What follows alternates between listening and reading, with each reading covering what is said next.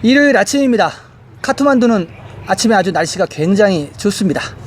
자TV에서 오늘은 네팔 영화 한 편을 좀 소개를 해드리려고 합니다. 일요일이니까 시간 좀 있으신 분들은 뉴스 끝나고 나서 영화 한 편 보시는 거 권면해 드립니다. 안녕하십니까 자TV 시청자 여러분, 카트만두에서 최일수 인사드립니다. 11월 28일 토요일 네팔 소식 전해드리도록 하겠습니다. 가장 먼저 코로나 브리핑입니다.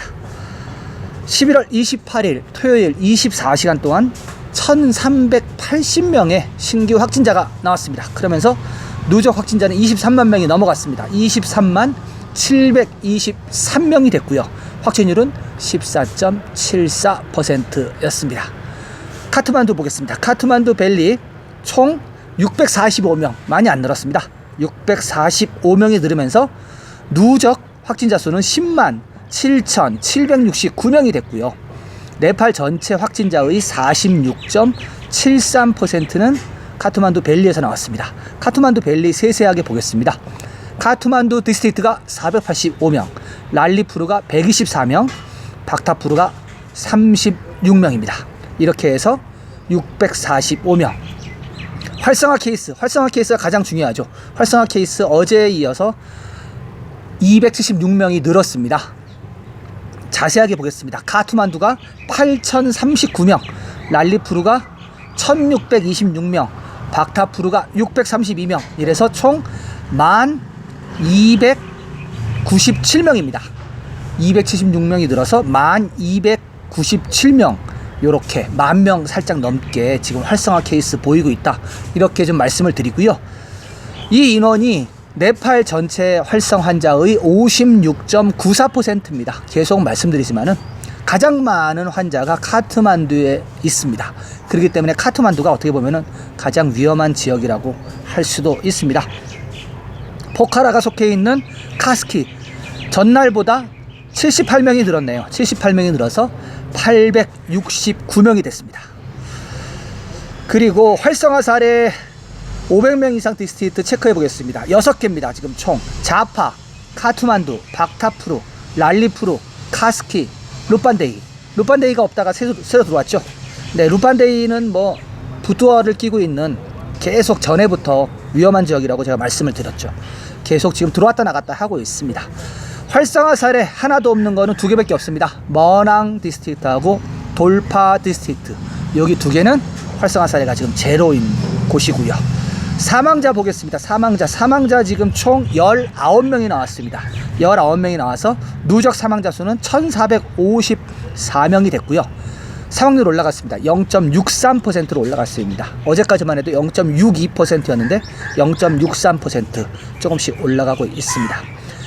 전체적인 활성화 케이스 보겠습니다. 네팔 전체적인 활성화 케이스 전날에 비해서 846명. 제가 3일 전인가부터 살짝 올라간다고 얘기했는데 이제 좀 많이 올라가네요. 그래서 지금 활성화 케이스 전체적으로 18,083명입니다. 이 중에서 58% 가까이는 카트만두 밸리에 있다, 이렇게 말씀을 좀 드리고요. 활성화 케이스 18,083명 중에서 가정 격리 중인 인원이 12,546명입니다. 그리고 병원이나 호텔에서 적극적인 치료를 받는 사람은 5,537명밖에 안 됩니다. 이 5,537명 중에서 중증 환자 보겠습니다. 집중치료실 ICU에 들어가 있는 사람이 어제보다 전날보다 29명이 줄었습니다. 29명이 줄어들은 325명이고요. 산소호흡기도 줄었습니다. 산소호흡기도 4명이 줄은 50명 되겠습니다. 완치자 보겠습니다. 완치자 조금밖에 안 나왔습니다. 완치자가 515명밖에 안 나왔습니다. 완치자가 지금 되게 주춤하죠. 515명이 나오면서 누적 완치자 수는 21만 1,186명이고요. 회복률은 91.5% 보이고 있습니다. 검역소 17명이 늘었네요. 17명이 늘으면서 검역소 지금 현재 인원은 618명이 되겠습니다. 네, 코로나 테스트, PCR 테스트는요, 24시간 동안 9,368건, 10,000건도 못했습니다. 9,368건 실행하면서 누적 PCR 건수는 171만 9,828건 이렇게 하고 있습니다. 네, 적극적으로 안 하고 있는 게 보인다고 제가 계속 말씀을 드렸죠. 네, 이렇게 코로나 브리핑 해드리고요.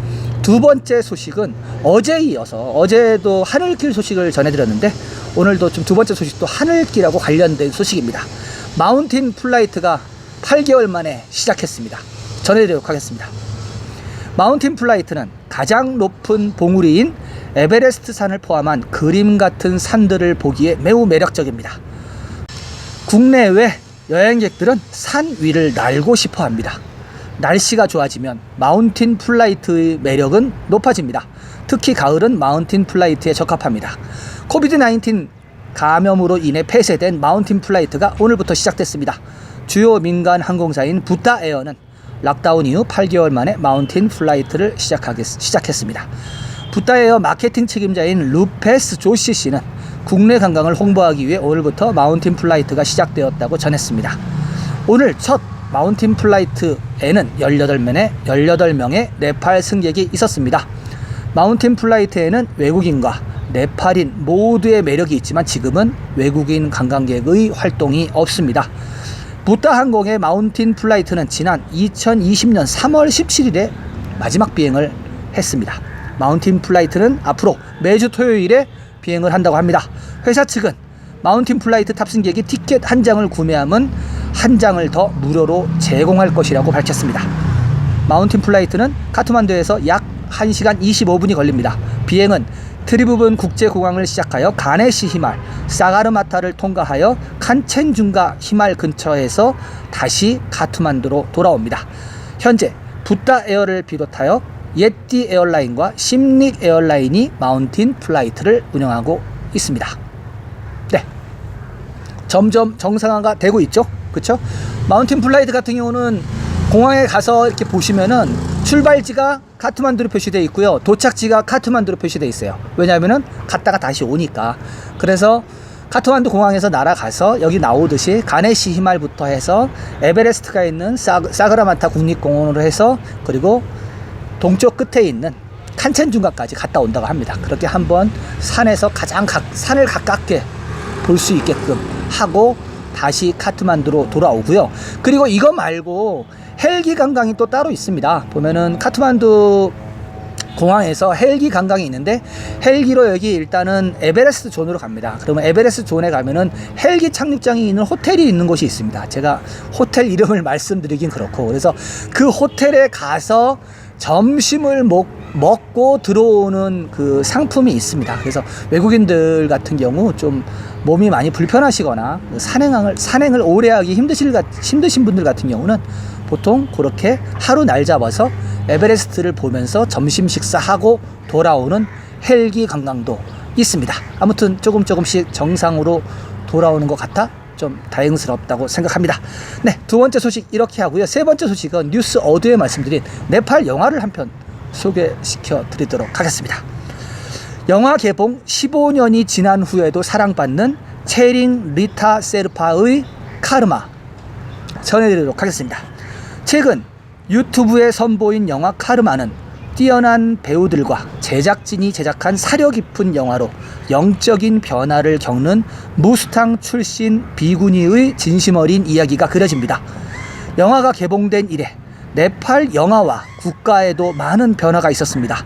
네팔은 권력이 왕에서 국민이 선출한 지도자로 옮겨갔으며 엄청난 정치적 변화도 또한 겪었습니다. 마찬가지로 여성의 상태와 기술에 대한 사람들의 접근성, 심지어 영화가 촬영된 무스탕 자체도 더 이상 예전의 무스탕이 아닙니다. 그러나 개봉한 지 15년이 지난 후에도 이 영화는 여전히 감정적으로나 지적으로나 호기심을 자극합니다. 한번 다들 네팔 영화 수준이 어떤지 유튜브에 들어가서 보시죠. 런닝타임은 1시간 44분 24초입니다. 아름다운 네팔의 이곳저곳을 보는 것은 덤입니다. 네, 이게 지금 뉴스 사이트에 실린 거예요. 뉴스 사이트에 그 영화 그 리뷰 프로그램 있죠. 거기에 실린 것을 보고 제가 직접 들어가서 봤습니다. 영어 화질 괜찮고요. 죄송하게 됐지만은 한국어 자막은 없습니다. 한국어 자막은 없지만 영어 자막이 있습니다. 영어 자막이 있고 이게 2005년에 제작된 영화거든요. 그래서 굉장히 공기도 맑고 아름다운 무스탕을 보여줍니다. 무스탕부터 해서 그리고 뭐 포카라 왔다 갔다 이렇게 여행 여정이 나오거든요. 저도 끝까지는 다 못 봤어요. 아직 못 봤기 때문에 저도 볼 예정입니다. 시간 있으신 분은 요 카르마가 우리나라 말로 번역하면 업이라는 아마 그 번역이 될 것 같아요. 업을 어떻게 비구니가 체험을 하고 풀어나가는지 한번 다들 보시기 바랍니다. 자TV는 매일매일 카트만두 현지에서 여러분들께 네팔 소식을 전해드리고 있습니다. 지속적인 업데이트 받아보시길 원하시는 분은요, 구독 버튼 눌러주시고요. 구독 후에 나오는 종 모양의 아이콘 전체 설정을 전체 알림으로 해놓으시면 자TV에서 보내드리는 모든 영상을 가장 먼저 받아보실 수가 있겠습니다. 저는 내일도 새로운 소식을 갖고 여러분들을 찾아뵙겠습니다. 시청해주신 여러분 감사합니다.